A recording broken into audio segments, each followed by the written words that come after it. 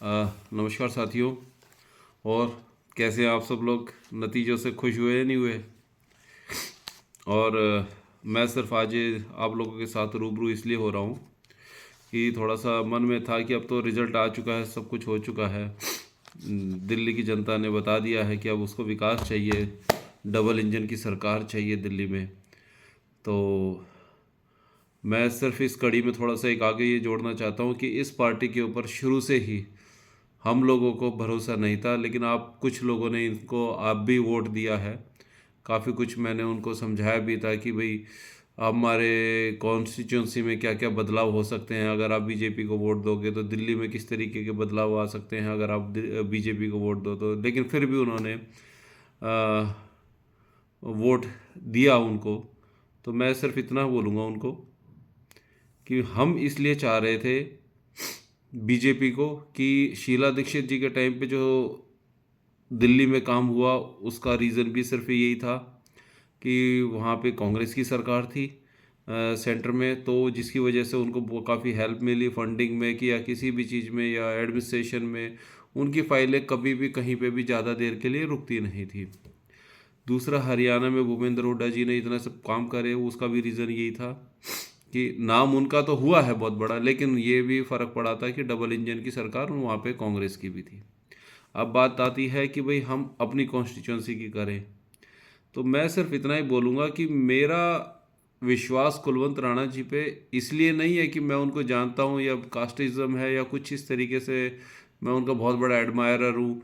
नहीं, उसके पीछे एक सॉलिड रीज़न भी है। अगर आप दोनों पक्षों को देखोगे तो मैं मानता हूँ कि अ, आप लोगों ने काफ़ी भरोसा दिखाया है महेंद्र गोयल जी पे भी। लेकिन दोनों पक्षों को अगर मैं देखता हूँ तो मेरे को ये समझ में आता है कि अभी एक एक चीज़ पे मैं बात करता हूँ कि जैसे एकेडमिक्स पे बात करता हूँ कि जैसे कुलवंत राणा जी एकेडमिकली ज़्यादा स्ट्रांग है, ज़्यादा साउंड है as compared to Mahendra Goyal ji के। कुलवंत राणा जी का एडमिनिस्ट्रेशन काफ़ी अच्छा स्ट्रांग है as compared to Mahendra Goyal ji. उसका एक रीज़न भी मैं देता हूँ आपको कि कुलवंत राणा जी 3 बार से पहले भी विधायक रह चुके हैं। जब भी उनकी कोई मीटिंग किसी डीडीए में, एलजी में या कहीं पे भी होती थी तो वो मीटिंग हमेशा पोस्टपोन्ड होती थी, just because of one reason कि वहाँ के अधिकारी प्रिपेयर होके आना चाहते थे। उनको पता था कि कुलवंत राणा जी कोई भी अपना पहलू छोड़ेंगे नहीं, ठीक है। उनको पूरे फॉलोअप्स की पूरी जानकारी होती है कि मेरी फाइल कहीं पे क्यों रुकी है, कितने दिन रुकी है और उसके पीछे क्या रीज़न है और उसके क्या क्या रीबटल्स थे, ठीक है। तो ये सब चीज़ें उनको काफ़ी आगे लेके जाती हैं। दूसरी बात, मोहिंदर गोयल जी के पास इस तरह का कोई एक्सपीरियंस नहीं था, ठीक है। कुलवंत राणा जी ने एडमिनिस्ट्रेशन सीखा पुराने जो हमारे सीएम रह चुके साहिब सिंह वर्मा जी से। मोहिंदर गोयल जी का जो एक्सपीरियंस रहा है वो मेरे ख्याल में अन्ना की रसोई को बताते हैं सब लोग, वो रसोई चलाते थे, इसके अलावा उनको कोई ज्ञान नहीं था।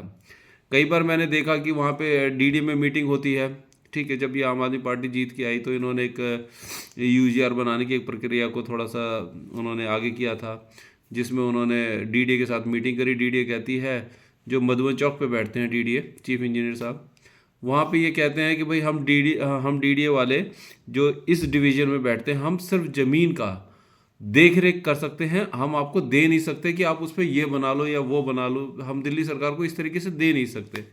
तो हम सिर्फ वहाँ पे ऊपर से आदेश होते हैं तो कुछ डेवलपमेंट करते हैं, लेकिन हम ज़मीनों का सौदा नहीं करते। तो ये बात कह के महेंद्र गोयल जी को टरका दिया जाता है, ठीक है। वहीं पे उसी जगह पे अगर कुलवंत राणा जी होते हैं तो कुलवंत राणा जी इस पक्ष को इस तरीके से रखते हैं, अगर आप वहाँ पे आप कहते हो कि आप नहीं दे सकते तो आप निर्णय भी नहीं ले सकते कि आप नहीं दे सकते। कम से कम आप हमारी संस्तुति, हमारी रिकमेंडेशन, हमारा लेटर एक्सेप्ट करें और जिसको आप दो, जो डिसीजन ले उनके पास ये भेजो, वहाँ से काम कराना ना कराना हमारी जिम्मेदारी है। तो ये सब बातें और उनकी जो मैनिफेस्टो में जो उन्होंने बोला है कि भाई ये हमारी सड़क जो बाईपास से लेके नांगलोई तक जाएगी, ठीक है। ये बड़ी बड़ी सोच ये रखते हैं। यूईआर बनाने का जो इनका पहल थी, जो यूईआर अब बन के तैयार हो चुका है और जो अलीपुर को भी कनेक्ट करता है, जो अभी आगे और होना बनना है, जो तो इन सब चीज़ों पे ये बहुत पहले से काम करते आए हैं। तो बड़ी सोच रखने वाले आदमी के साथ रहना मेरे ख्याल से कोई गलत बात तो नहीं है।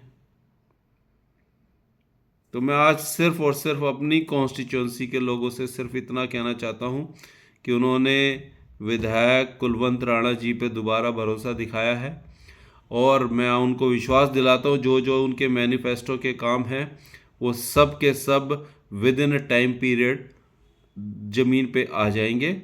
ठीक है, और अब ये देखना डबल इंजन की सरकार दिल्ली को कहाँ से कहाँ लेके जाएगी।